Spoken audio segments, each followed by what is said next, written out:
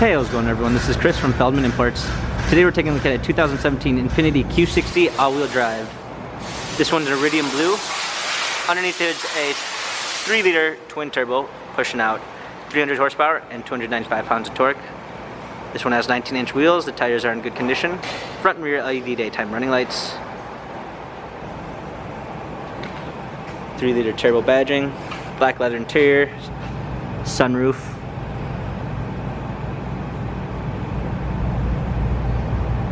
Come around back, all-wheel drive INFINITI Q60 badging. Open up the tailgate, we got a clean set of floor mats. Alongside keyless entry, blind spot assist. Memory seats, dark wood trim, illuminated door sills, power seats. Up in it, we've got our steering wheel controls with Bluetooth capabilities, push start ignition, navigation,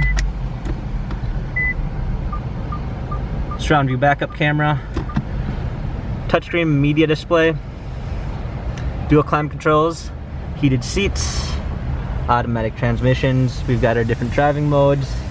This INFINITI has 45,536 miles. If you'd like to view more photos of this INFINITI Q60 all-wheel drive, check out feldmanimports.com.